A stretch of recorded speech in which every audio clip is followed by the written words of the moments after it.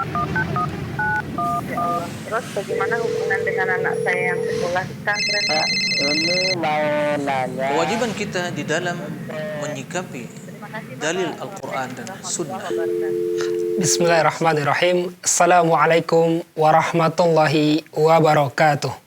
Alhamdulillahirabbil alamin, hamdan katsiran thayyiban mubarakan fi kama yuhibbu rabbuna wa yardah. Pemirsa Fatwa TV dan pendengar radio di mana saja Anda berada, bersyukur kita kepada Allah Subhanahu wa taala yang mempertemukan kita kembali di program live interaktif Fatwa TV, keimanan, doa dan zikir bersama guru kita Ustadz Dr. Muhammad Nur Ihsan hafizallahu taala. Salam dan salam semoga curahkan kepada Nabi kita yang mulia, Rasul tercinta Nabi Muhammad Sallallahu Alaihi Wasallam, juga kepada keluarga beliau, kepada para sahabatnya dan pengikutnya yang setia yang mengikutinya dengan baik sampai hari kiamat kelak nanti. Allahumma salli ala Muhammad wa ala ali Muhammad. Pemirsa Fatwa TV, perlu kita informasikan juga bahwasanya acara live interaktif ini juga dapat Anda dengarkan melalui relay radio, diantaranya radio Bimbas Yogyakarta, Radio Sahabat Tegal Jawa Tengah, Radio MD FM Probolinggo, Radio Hang FM Batam, Radio Amuba Pangkal Pinang, Radio Sago FM Sumatera Barat, kemudian Radio Gema FM Bontang, Radio Tuah FM Riau, dan Radio Mas FM Solo. Terima kasih kepada Radio yang telah mengiringi acara kita ini. Dan untuk berpartisipasi bisa menghubungi nomor 0331 5446 087, 0331 5446 087. Dan sebelum kita menjawab pertanyaan telah masuk di meja redaksi Fatwa TV, alhamdulillah telah hadir bersama kita di studio Jember Fatwa TV. Pemateri kita pada kesempatan ini Ustadz Dr. Muhammad Nur Ihsan hafizallahu taala, merupakan salah seorang anggota Dewan Fatwa Perhimpunan Al-Irsyad. Kita sapa beliau. Assalamualaikum Ustadz. Waalaikumsalam warahmatullahi wabarakatuh. Bagaimana kabarnya Ustaz? Alhamdulillah, sehat walafiat. Baik. Ustaz, sebagaimana seperti biasa di pembukaan ini kita minta berupa nasihat Ustaz. Yang mana akhir-akhir ini yang corona masih bersama kita, mungkin butuh nasihat tentunya untuk bagaimana sabar Ustaz. Ya, kita persilakan Ustaz. Baik. Bismillahirrahmanirrahim. Assalamualaikum warahmatullahi wabarakatuh. Waalaikumsalam. Alhamdulillah wassalatu wassalamu ala Rasulillah wa ala alihi wa sahbihi wa man walah wa la haula wa la quwwata illa billah. Amma ba'du, para pemirsa dan juga para pendengar di mana saja antum berada, semoga Allah tabaraka wa taala senantiasa merahmati kita semua, memberikan taufik dan hidayah kepada kita di dalam menjalani liku-liku kehidupan ini. Allahumma amin. Para pemirsa rahimakumullah. Allah Subhanahu wa taala ciptakan dunia, menciptakan kehidupan, kematian, dan menciptakan kita di dunia ini untuk diuji oleh Allah tabaraka wa taala. Ibtila. Dan itu janji Allah. Sesuatu yang telah Allah takdirkan. Allah akan menguji kita. Yang demikian itu menunjukkan kepada kita bahwa kehidupan dunia ini penuh dengan ujian, cobaan. Yang menjadi permasalahan kembali kepada kita menghadapi ujian tersebut. Kita tidak akan bisa merubah ujian itu. Kita tidak akan bisa menolak takdir itu. Yang bisa kita lakukan adalah bagaimana sikap kita dalam menghadapi, menerima berbagai cobaan dan ujian yang telah ditakdirkan oleh Allah tabaraka wa ta'ala. Kita telah sampaikan sebelumnya bahwa segala sesuatu yang ditakdirkan oleh Allah tabaraka wa ta'ala sebelum penciptaan langit dan bumi 50.000 tahun lamanya telah tertulis di Lauhil Mahfuz apa yang akan terjadi. Sampai corona yang terjadi, ya, pada saat ini berapa yang meninggal, berapa yang korban, berapa yang terinfeksi, Allah tahu semuanya. Dan Allah takdirkan itu terjadi.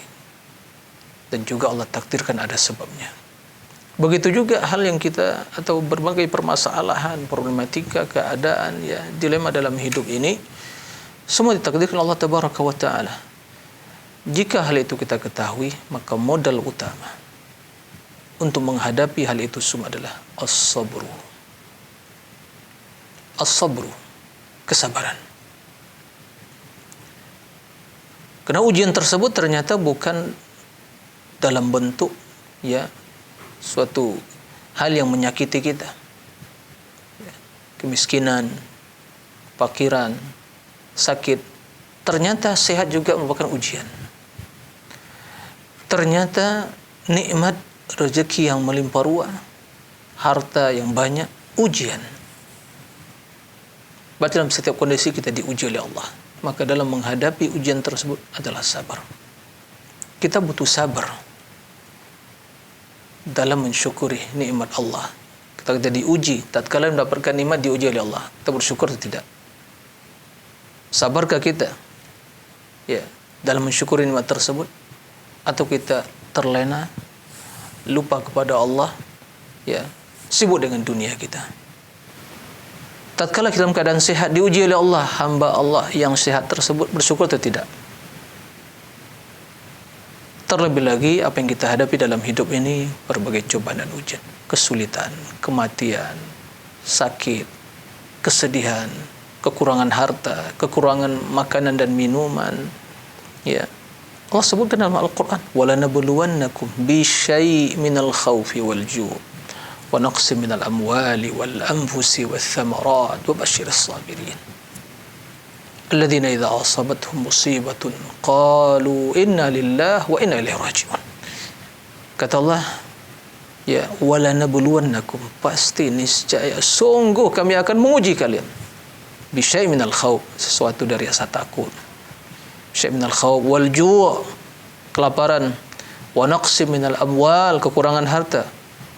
Wal anfusi wath thamarat, jiwa, kematian. Kemudian juga buah-buahan. Diuji oleh Allah Subhanahu wa taala.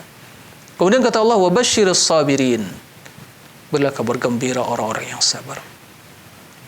Tatkala Allah mengatakan wa basyiris sabirin, beri kabar gembira orang yang bersabar, ini menunjukkan kepada kita pertama bahwa ternyata modal utama dalam menjalani menghadapi ujian adalah sabar. Kemudian orang yang sabarlah yang akan sukses menghadapi berbagai rintangan dan cobaan dan ujian tersebut. Sekarang kita masih dalam masa pandemi COVID-19. Belum ada kejelasan kapan akan berakhir. Bahkan informasi, berita terus menunjukkan ya semakin bertambah yang terinfeksi. Ya, belum ada kejelasan sampai kapan. Sementara tuntutan hidup harus berjalan secara normal. Manusia harus keluar. Manusia harus menjalin komunikasi, berinteraksi, melakukan kewajiban, tugas. Di sisi lain mereka khawatir virus corona dan yang lainnya. Kemungkinan sebagian mulai pesimis dalam menghadapi hidup ini. Sampai kapan? Sehingga menyebabkan dia pesimis, di sisi lain menyebabkan dia itu lepas kontrol, sehingga tidak mengindahkan protokol-protokol kesehatan atau himbauan pemerintah. Kedua sikap tersebut keliru dan salah. Kita selalu optimis. Ingat, kalimat pesimis itu tidak ada dalam kamus kehidupan seorang muslim. Yang ada hanyalah al-amalu wat-tafa'ulu, yaitu optimis. Setiap kesulitan pasti ada kemudahan. Setiap permasalahan pasti ada jalan keluar dan solusinya. Makanya kita diuji oleh Allah. Sabarkah kita menunggu solusi, jalan keluar?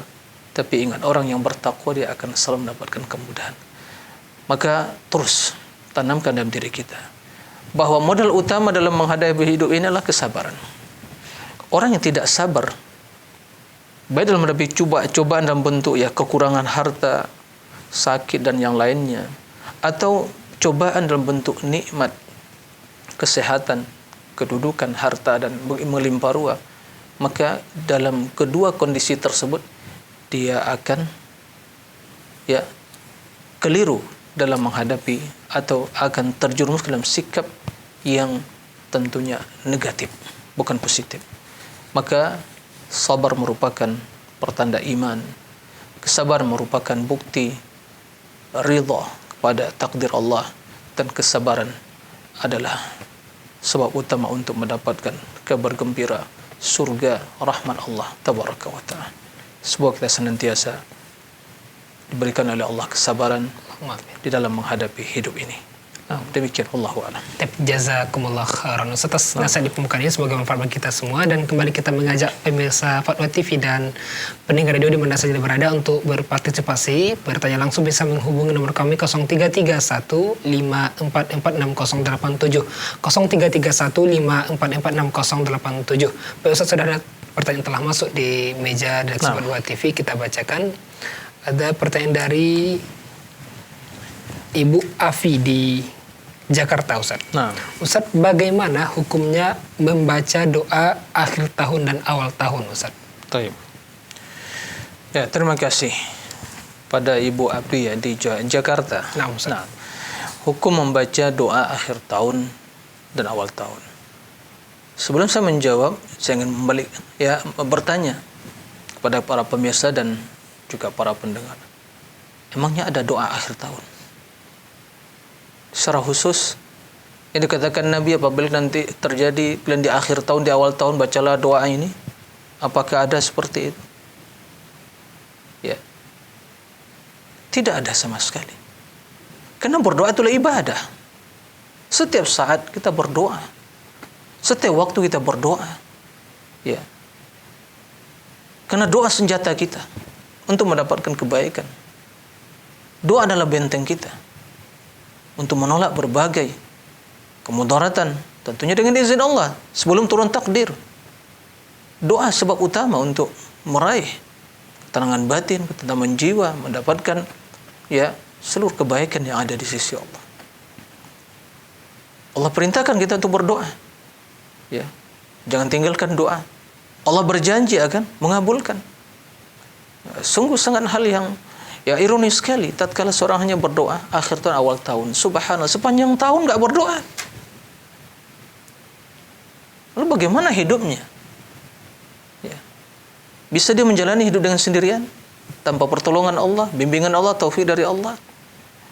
Maka secara tinjauan syariat dan realita hidup serta logika yang sehat, amalan tersebut enggak ada sama sekali contohnya. Oleh karena itu, berdoalah. Jangan pernah mengatakan setelah mendapatkan atau kenapa kok belum dikabulkan. Jangan. Terus berdoa, karena berdoa itu ibadah. Wa qala rabbukum ud'uni astajib lakum. Innal ladzina yastakbiruna an ibadati sayadkhuluna jahannama dakhirin. Orang kalian mengatakan ud'uni, berdoa kepadaku, memohon kepadaku. Niscaya akan kukabulkan. Niscaya akan aku kabulkan, kata Allah. Ya, siapa yang sombong, enggak mau beribadah kepadaku, enggak mau berdoa, maka Allah akan masukkan masukkan ke dalam neraka dalam keadaan hina dina. Wa idza sa'alaka ibadi anni fa inni qarib ujibu da'watad da'i idza da'an. Bila hambaku bertanya kepadamu wahai Muhammad tentang aku, katakan aku dekat. Allah dekat dengan hambanya. Kendati zat Allah maha tinggi di atas arasy, tapi Allah dekat, mengetahui apa yang kita lakukan, mendengar suara kita, ya, memantau kondisi kita. Bila kita berdoa, Allah mendengar, dikabulkan oleh Allah. Nah, maka berdoalah. Jangan menunggu akhir tahun awal tahun. Jangan pernah menunggu begitu dah hari tua banyak berdoa. Sekarang ini masih ada kesempatan sehat, tidak berdoa. Jangan pernah menunggu datang kesulitan baru berdoa. Tidak, terus berdoa, karena Allah Subhanahu wa taala berjanji sebagaimana dalam hadis Nabi sallallahu alaihi wasallam, ta'arraf ila Allah fil rakha ya'rifka bisyid. Dalam keadaan senang, dalam keadaan bahagia, dalam keadaan baik, ingat kepada Allah, terus berdoa. Tatkala dalam keadaan sulit, sempit, kesusahan, Allah akan memperhatikan hambanya, berikan kemudahan. Maka intinya enggak ada tuntunannya. Berdoalah sepanjang tahun, keadaan, kesempatan di awal tahun, di akhir tahun, pertengahan tahun, ya, dan dalam setiap kondisi dan keadaan dan setiap waktu dan tempat. Nah, demikian Allah a'lam. Jazakumullah khairan Ustaz atas penjelasannya. Demikian yang bertanya semoga bisa dipahami. Nah. Baik, penelpon berikutnya sudah ada yang menunggu Ustaz. Kita Baik. coba Tafadhal. sapa. Nah. Assalamualaikum Fatwa TV.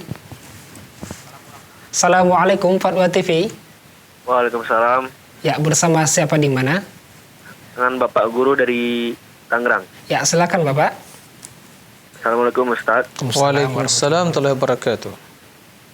Ustaz, Ana ingin bertanya, apakah kata ganti kami dalam ucapan doa bisa berlaku untuk lebih dari satu orang? Misal ketika kita berdoa Rabbana atina fid dunya hasanah dan seterusnya. Kita niatkan dalam hati untuk mendoakan keluarga kita sendiri. Nah, itu pertanyaan Ustaz. Terima kasih. Wassalamualaikum warahmatullahi wabarakatuh. Waalaikumsalam warahmatullahi wabarakatuh. Ya, terima kasih Bapak yang bertanya di Tangerang. Ya, Silakan nah. Ustaz. Terima kasih. Barakallahu fikum. Jadi apakah doa dalam Rabbana atina yang menggunakan kata ganti sini kami bermakna kami itu ya untuk diri sendiri atau mencakup keluarga kita? Ya, pertama jelas redaksi doa inilah dari Al-Qur'anul Karim. Ya. Wa min nasi may yaqulu Rabbana atina fid dunya hasanah wa fil akhirati hasanah wa qina adzabannar. Nah. Jadi ini doa untuk memohon kebaikan kepada mohon kebaikan dari Allah Tabaraka wa Ta'ala untuk ya diri kita yang mencakup diri kita dan keluarga kita yang kita niatkan dan kaum muslimin ya dan orang yang kita cintai, maka kita mengucapkan Rabbana, ya Rabb kami atina, berikan pada kami ya fid dunya hasanah, di dunia kebaikan, wa fil akhirati hasanah, di akhirat kebaikan juga, wa qina adzabannar, selamatkan kami dari azab api neraka. Jadi ini tentunya ya redaksi Al-Quran yang mencakup permohonan kebaikan untuk diri kita dan orang-orang yang kita cintai, orang yang kita niatkan. Maka itu telah mencakup semuanya. Dan perlu diperhatikan ya, selain kita berdoa untuk diri kita, maka jangan kita bakhil untuk saudara kita. Mohonkan keampunan, karena bila seorang mohon keampunan bagi saudaranya ya dari yang dahulu sampai yang terakhir, maka Allah Subhanahu wa Ta'ala juga akan memberikan pahala kepadanya, akan mengampuni dosanya semisal atau sebanyak ya orang yang kita doakan keampunan tadi. Jadi berdoalah, dan itu mencakup diri kita, keluarga kita, dan juga orang-orang yang kita niatkan dalam doa kita tersebut. Nah, demikian Allah. Jazakallah khairan atas penjelasannya. Demikian yang bertanya semoga bisa dipahami. Baik, berikutnya kita akan kembali penelpon yang telah terhubung bersama kita. Assalamualaikum Fatwa TV. Waalaikumsalam warahmatullahi wabarakatuh. Ya, silakan Ibu Rosmini. Iya. Assalamualaikum Ustaz. Waalaikumsalam warahmatullahi wabarakatuh. Kami ingin bertanya, katanya kalau membaca surat Al-Baqarah itu setan akan lari dari rumah yang membaca surat Al-Baqarah itu tadi. Terus yang dimaksud membaca itu apa satu surat Al-Baqarah itu apa cuma beberapa ayat? Terus yang kedua, membaca surat Al-Baqarah 2 ayat yang terakhir itu katanya sudah cukup itu bacanya kapan waktunya?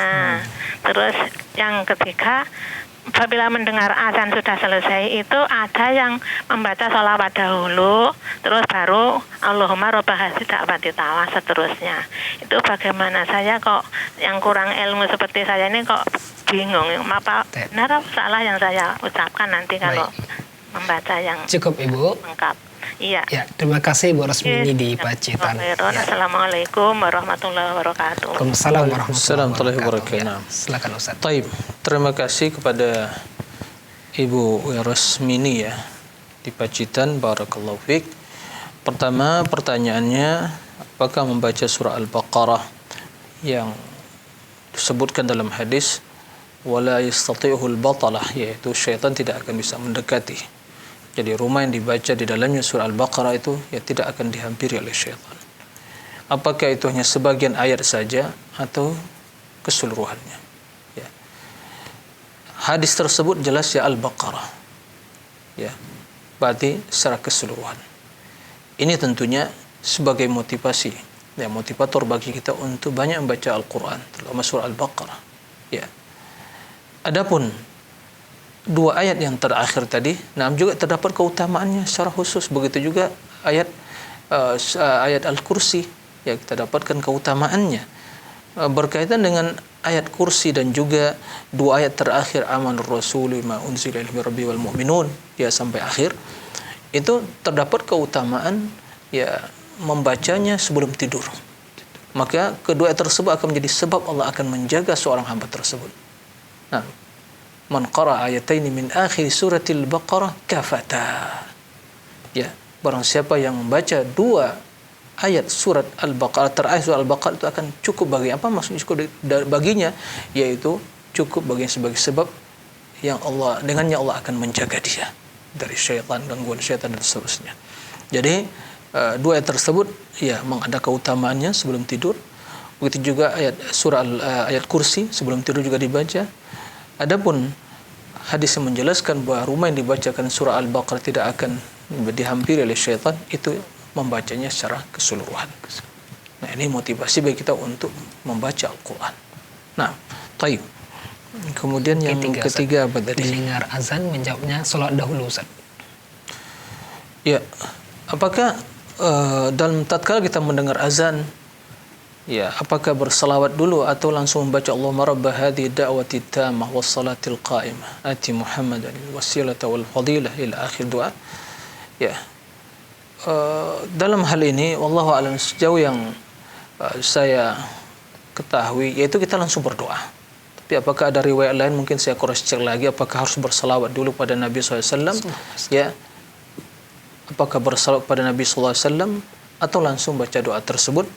Yang jelas dalam hadis tersebut, apabila kalian mendengar muazzin maka bacalah sesuai dengan sesuai dengan bacaan muazzin tersebut.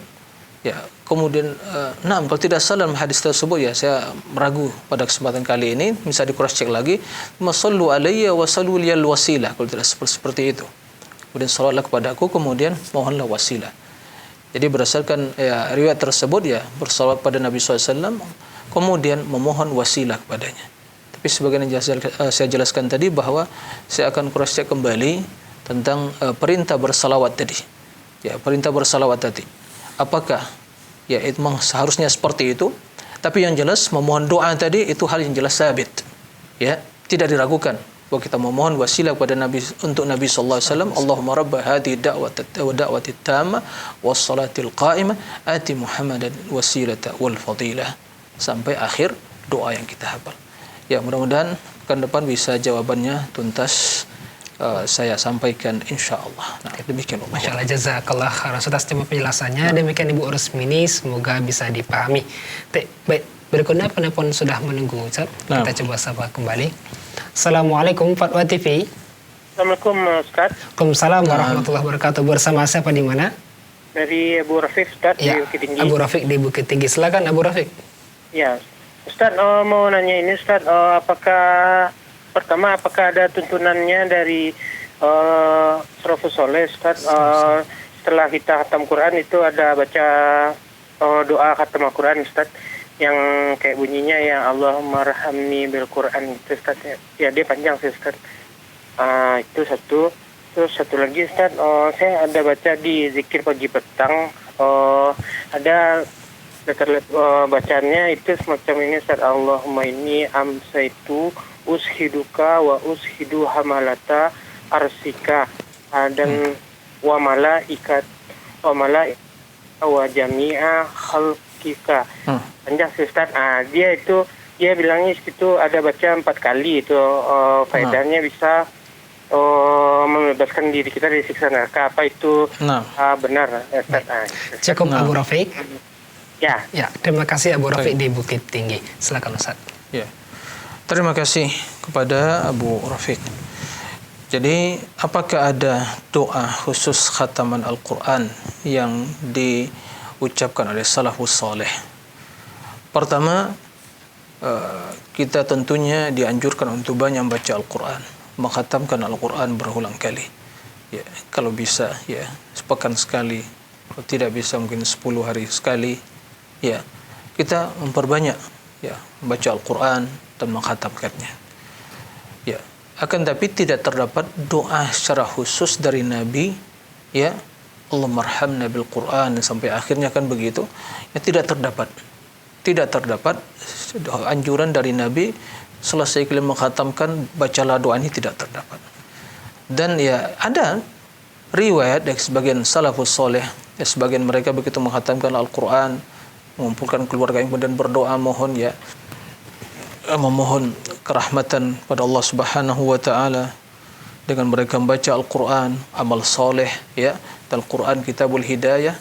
Nah, jadi kalaupun kita melakukan seperti itu, insyaallah ya tidak ada masalah selama tidak melazimkan atau mengharuskan ya setiap khatam harus baca doa khatamul Quran, yaitu Allah marhamna bil Quran dan seterusnya, wa alimna ma jahilna dan seterusnya seperti itu yang ma'ruf, apalagi disenandungkan begitu ya. Ini tidak ada tuntunan seperti itu.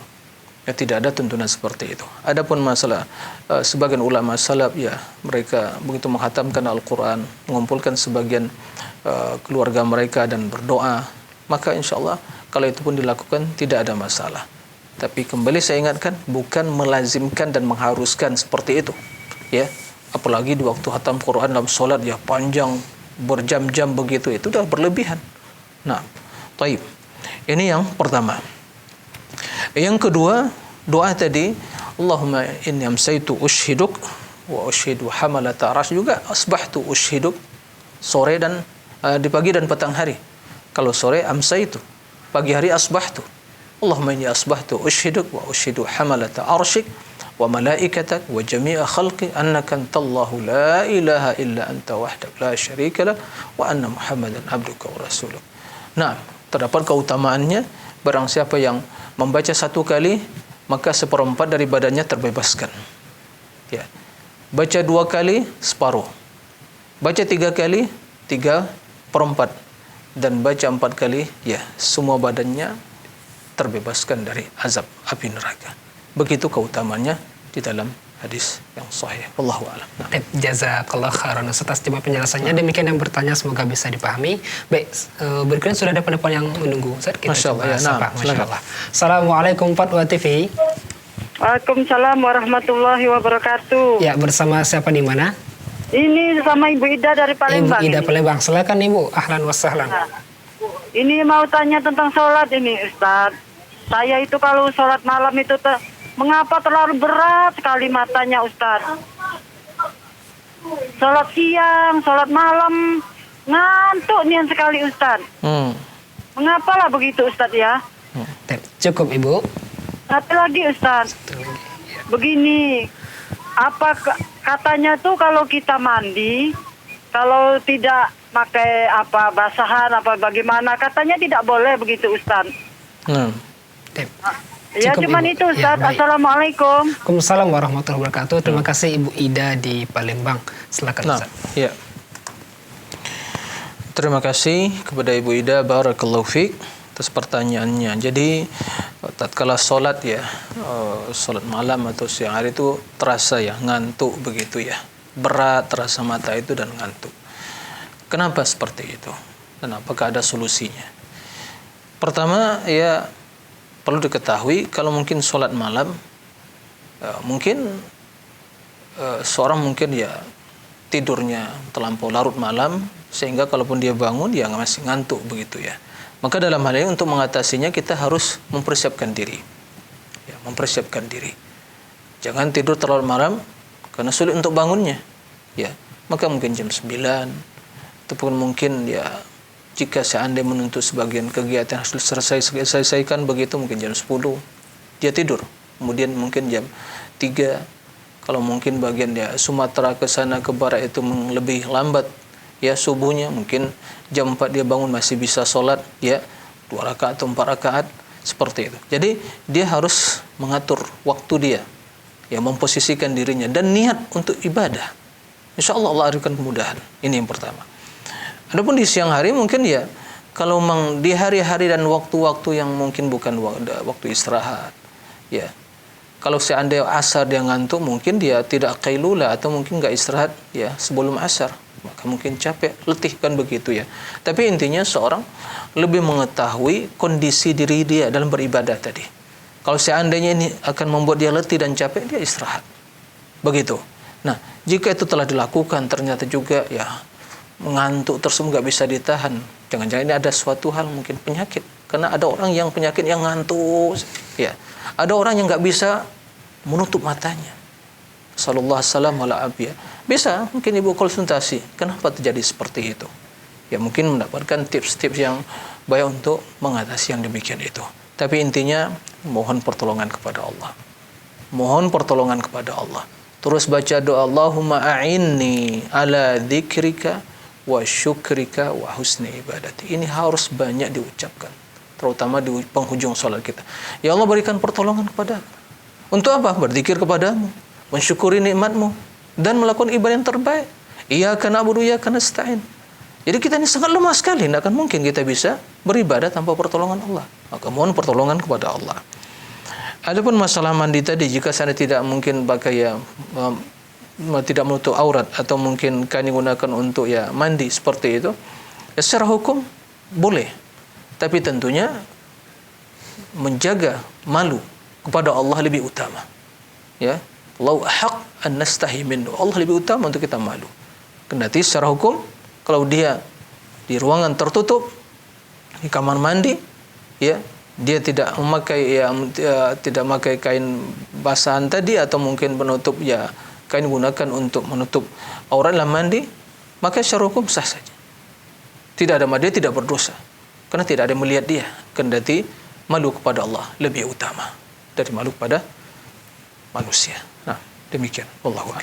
Jazakallah khairan Ustaz. Cuma penjelasannya demikian yang bertanya, semoga bisa dipahami. Pemirsa Fatwa TV dan pendengar radio, kembali kita mengajak untuk berpartisipasi, bisa menghubungi nomor 033154468087, 033154468087.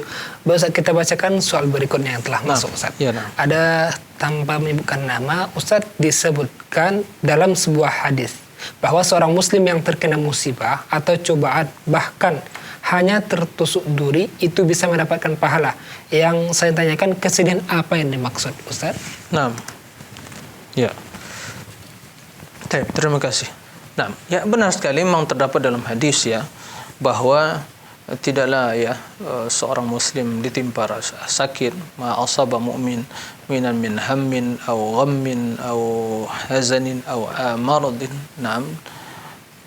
hatta min nasabin, capek, hatta syauka tushaku, illa kafarallahu bi khatayah, atau kama qala Nabi sallallahu alaihi wasallam. Jadi tidaklah seorang mukmin mendapatkan cobaan dari Allah, sakit, kesedihan, gundah gulana, kemudian capek, kemudian dan sampai pun tusukan duri yang menusuk dagingnya, kulitnya, maka itu juga menjadi kafarah sebab Allah menghapuskan dosa seorang hamba. Menjadi pertanyaan, kesedihan yang bagaimana dimaksud? Di sini hazan, semua kesedihan. Ya, kesedihan seorang yang misalnya kehilangan orang yang dicintainya, dia bersedih, cobaan dari Allah,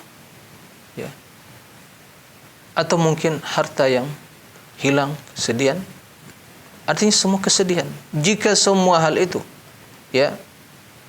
adalah hal yang ditakdirkan oleh Allah, membuat seorang bersedih, dan dia terima takdir tersebut dengan ridha kepada Allah. Karena kesedihan adalah sifat emosional manusia, itu yang wajar, manusiawi. Dia bersedih, dia gembira, maka tatkala dia diuji oleh Allah, dia bersedih. Maka kesedihan tersebut akan menjadi sebab Allah menghapuskan dosanya. Ini yang harus seperti. Adapun dia bersedih kemudian dia menyebabkan dia berputus asa, kemudian sehingga mengucapkan ucapan-ucapan yang mengandung makna yang mendatangkan kemurkaan Allah, ini malah menjadi dosa bagi dia. Kesedihan tersebut dihadapi, dia rasakan dengan penuh ridha dan pasrah pada takdir Allah, maka yang demikian itu akan menjadi sebab Allah menghapuskan dosa dia. Nah. Demikian, wallahu a'lam. Jazakumullah khairan Ustaz atas penjelasannya. Demikian yang bertanya, semoga bisa dipahami. Baik, soal berikutnya kita bacakan dari saudara Fikri di Banten, Ustaz. Nah. Ustaz izin bertanya, bagaimana hukumnya menempel doa-doa seperti masuk keluar rumah atau kamar mandi dan doa-doa lainnya di dinding sebagai upaya menghafal dan mengingatkan orang lain, Ustaz? Ya. Ya, terima kasih pada Akh Fikri ya. Nah, Ustaz. Barakallahu fikum. Jadi yang utama dan yang pertama, kita membiasakan diri kita untuk berzikir, berdoa, dan kita usahakan dihafal. Sehingga dalam setiap kondisi dan keadaan kita bisa membacanya. Lebih simple dan fleksibel. Ya. Kapan saja, ya, dalam keadaan berjalan, sedang ya mengendarai mobil, ya, sepeda motor, dan dalam setiap kondisi karena kita dah hafal. Nah, ini yang harus dibiasakan. Dan terus menerus kita membaca sekali, 2 kali, 3 kali, 4 kali, maka insya Allah akan hafal. Yang pertama. Nah, dalam rangka menguasai dan menghafal, mungkin kita, keluarga kita, istri dan anak, kita tempelkan di rumah. Ya, sehingga setiap kita melewati membaca doa tersebut. Ya.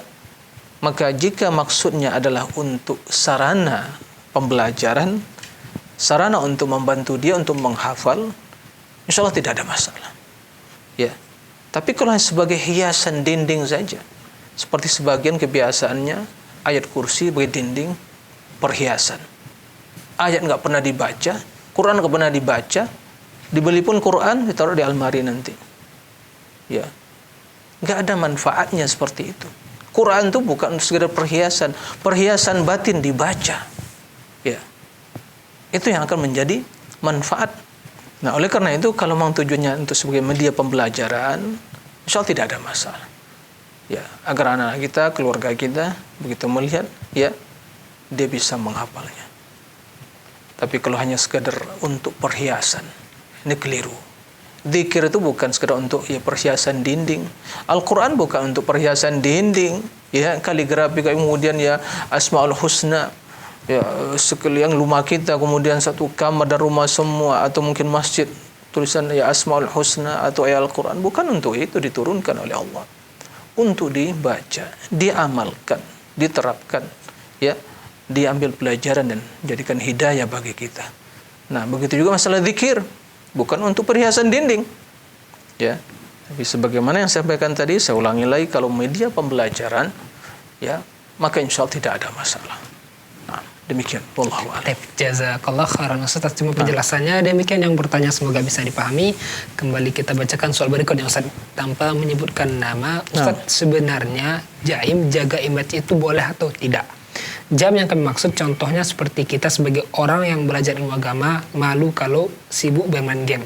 Atau contoh lain seorang muslim yang jenggotan, hobinya keliuran atau joget di media sosial dan sejenisnya.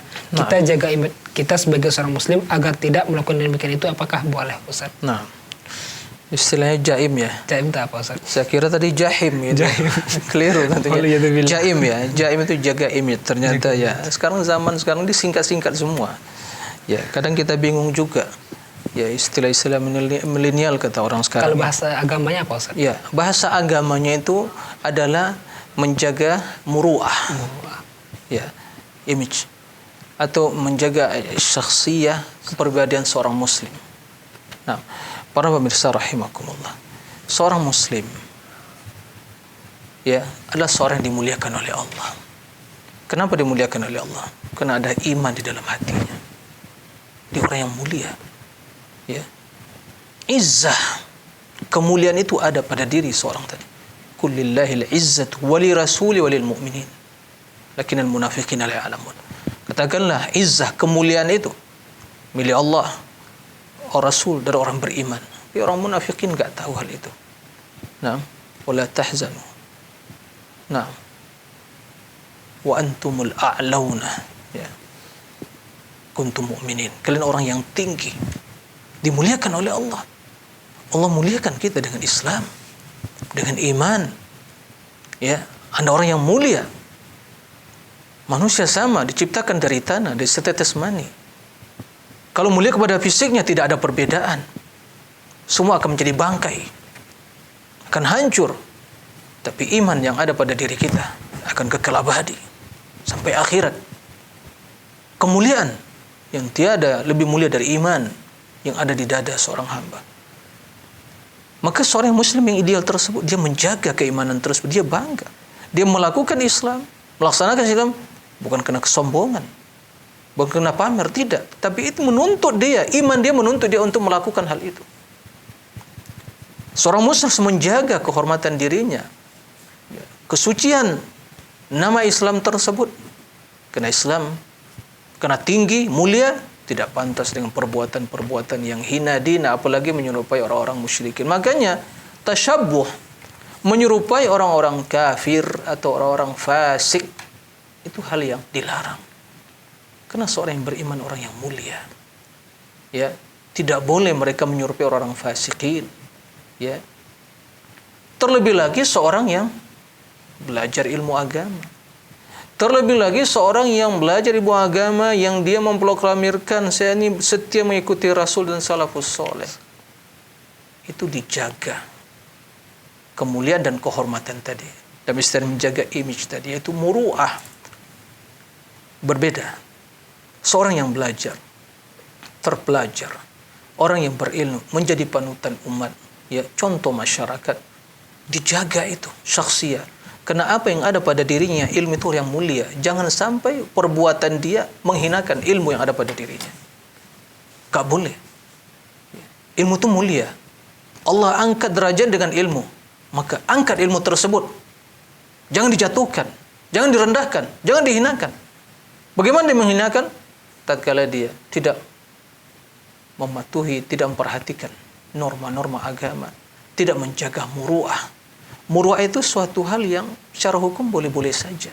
Tapi tatkala dilakukan oleh seorang yang berilmu, orang yang tampilannya Masya Allah, ya, orang yang paham terhadap agama, tapi dia lakukan seperti kebanyakan orang-orang awam, mayoritas. Nah, ini berbahaya. Ini yang muru'ah tadi. Maka itu jaga. Nah, dan kita lakukan itu bukan karena ingin mencari apa? Perhatian, tidak. Menuntut ilmu dan iman yang ada pada diri kita, menuntut kita untuk demikian itu. Apalagi di zaman sekarang ini. Ya. Zaman sekarang ini orang mulai melepaskan nilai-nilai keislaman tadi. Dia minder dengan hal seperti itu. Bangga dia mencontoh orang-orang yang enggak jelas statusnya. Apalagi mungkin orang-orang kafir jelas statusnya, kafir kepada Allah. Itu dijadikan contoh.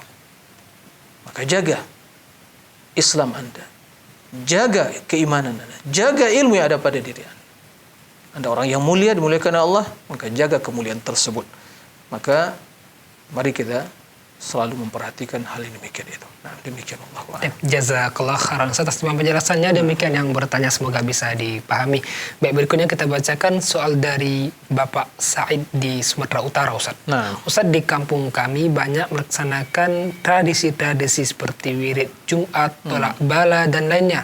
Kalau saya tidak mengikuti, sulit bermasyarakat di kampung saya. Saya tidak mengikutinya, tetapi hati saya merasa tidak nyaman. Bagaimana sikap saya, Ustaz? ya, nah. Ya, terima kasih kepada Pak Said. Said. Ya. Said di Sumatera Utara. Sumatera Utara. Nah, barakallahu fiik. Ini di antara dilema yang dihadapi oleh banyak, ya, di kalangan kita, masyarakat kita yang dia mulai mengenal, ya, sunnah Nabi SAW, ajaran beliau, yang ajaran beliau itu bertentangan dengan tradisi, ya, manusia. Karena ajaran itu bukanlah tradisi, tapi adalah wahyu dari Allah. Nah, maka datang Islam untuk meluruskan tradisi itu, bukan untuk, ya, mewarnai Islam, tidak. Nah, dan hal-hal yang terjadi bagi tradisi itu umumnya hanya mungkin warisan para leluhur, bukan sebuah amalan. Kendati di satu sisi itu, ya, ada sisi kesamaan, ya, apalagi mungkin bacaan-bacaannya. Tapi yang menjadi permasalahan tata cara dan kaifiyahnya itu tidak sesuai dengan tuntunan Nabi. Ini yang banyak terjadi. Umumnya tradisi-tradisi yang seperti itu dan yang lainnya Ini dari sisi inilah menyelisih sunnah Nabi SAW. Dia baca Al-Quran, berdoa. Tolak itu kan daf'ul bala, itu bahasa Arabnya kan begitu, menolak bala, ya, daf'ul bala wa raf'uhu, dan untuk mengangkat.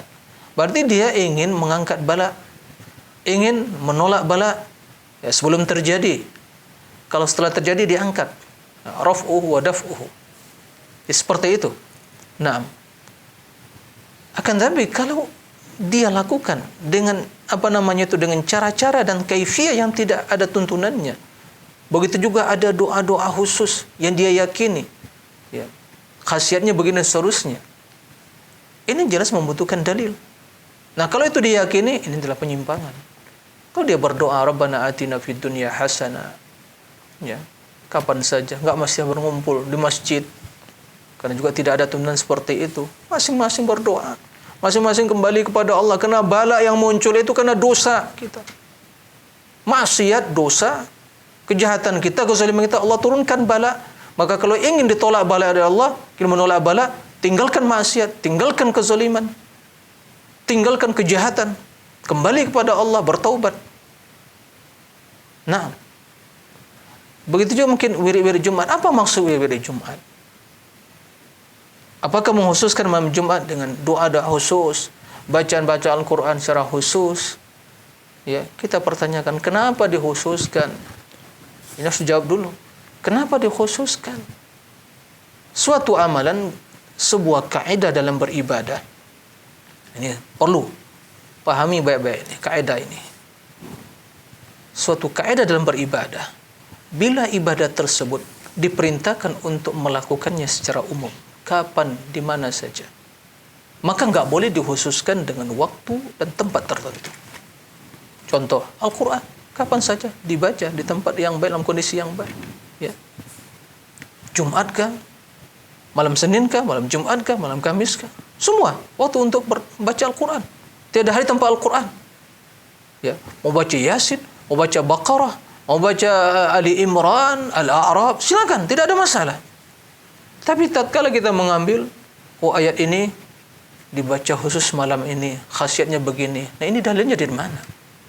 Anda membuat syariat yang tidak ada tuntunannya. Kalau ditanya mana dalilnya, nggak ada, berarti itulah terlarang.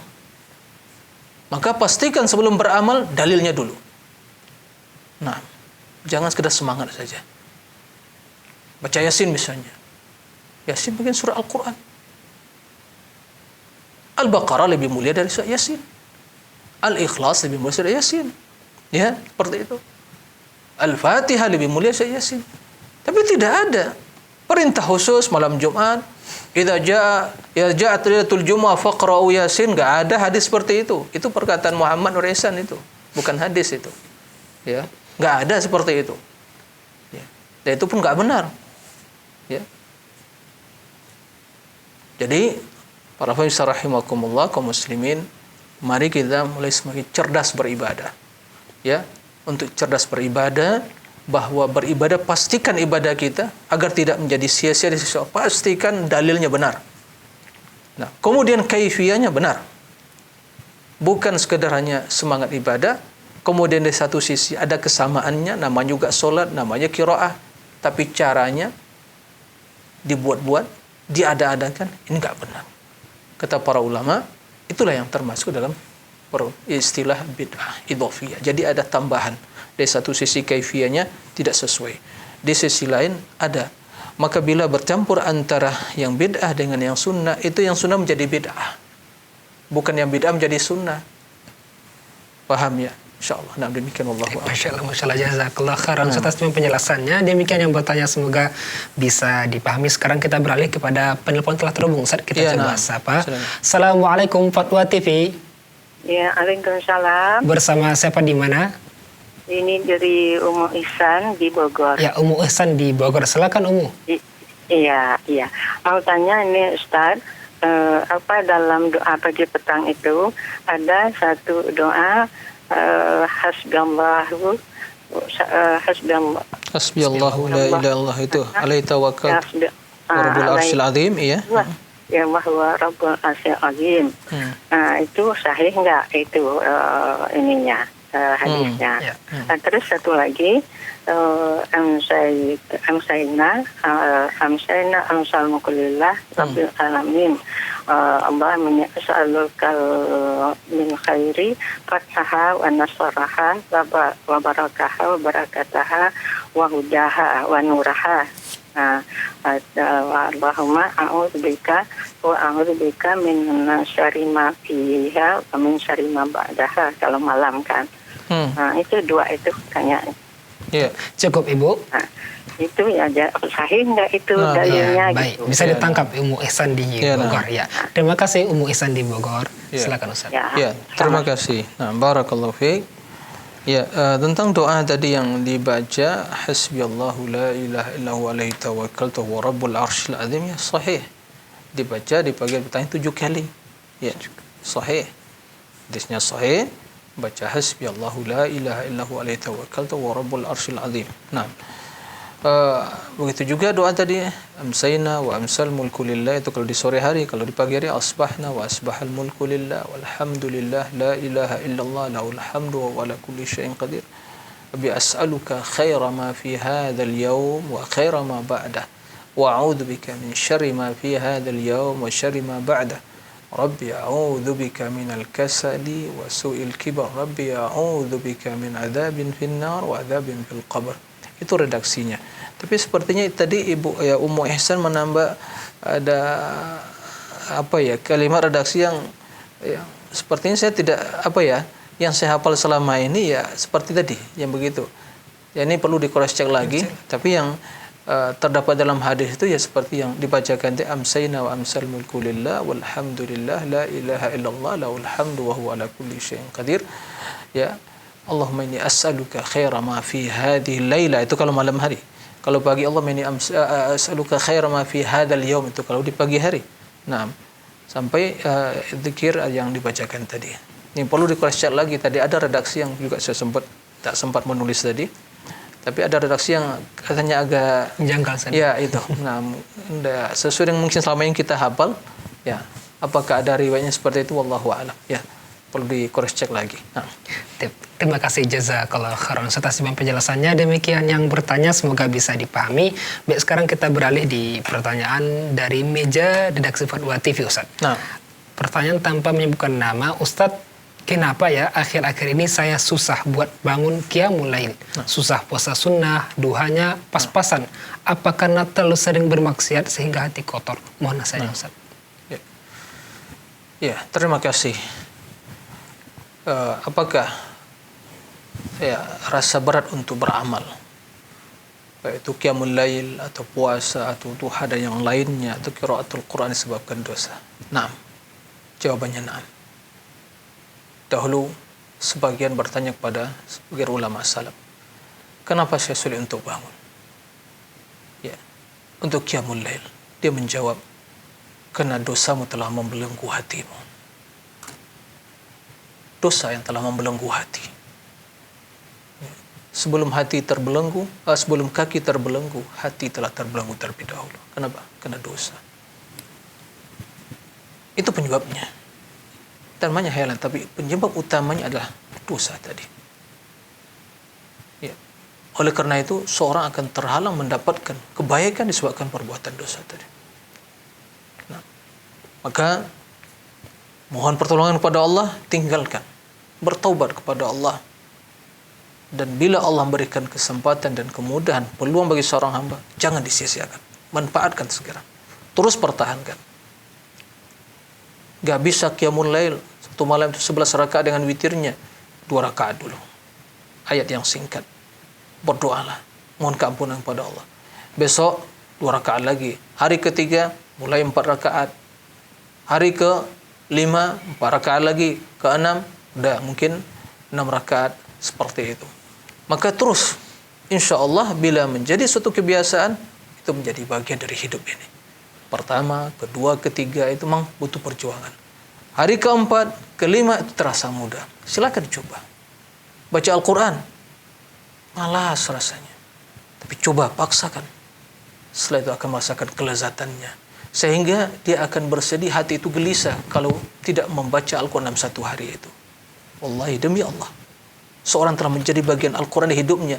Kalau tidak baca Al-Quran, gelisah. Karena jiwa tidak mendapatkan suplemen yang lengkap dan gizi yang sempurna. Maka dia kelaparan, gersang, tidak dapatkan siraman. Begitu juga masalah zikir misalnya.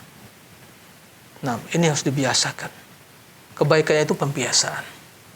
Nah, mudah-mudahan Allah memberikan kemudahan pada kita dan pertolongan untuk melakukan ibadah dan juga untuk meninggalkan perbuatan dosa dan maksiat. Nah, demikian Allah. Allahumma amin. Jazakumullah khairan atas jawaban penjelasannya. Demikian yang bertanya, semoga bisa dipahami dan merupakan pertanyaan terakhir di kesempatan ini, Ustaz. Masya Allah, tanpa terasa. Alhamdulillah, jazakumullah khairan atas waktu yang saya berikan pada kita, atas ilmu dan faedah yang semoga bermanfaat, Ustaz. Nah, walaupun sekiranya pertanyaan masih banyak yang harus dijawab insyaallah Ustaz di pertemuan berikutnya insyaallah Ustaz. Di pertemuan yang selanjutnya. Pemirsa Fatwa TV dan pendengar radio di mana saja berada, ini yang dapat kita sajikan pada kesempatan ini, dan ada pun pertanyaan yang belum bisa kita jawab insyaallah bisa kita di pertemuan berikutnya. Semoga Allah memudahkan, dan terima kasih atas kebersamaan semua. Terus saksikan acara live interaktif Fatwa TV setiap hari Senin hingga Jumat. Dan untuk kegiatan Dewan Fatwa Perhimpunan Al-Irsyad dan Fatwa TV bisa diakses di website www.dewanfatwa.com. Ini dapat kita sajikan pada kesempatan ini. Syukran wa jazakumullah khairan atas kebersamaan semua. Kita tutup dengan baca doa kafaratul majlis. Subhanakallahumma bihamdika asyhadu an la ilaha illa anta astaghfiruka wa atubu ilaika. Assalamualaikum warahmatullahi wabarakatuh. Terus bagaimana hubungan dengan anak saya yang sekolah pesantren? Ini mau nanya. Kewajiban kita di dalam menyikapi dalil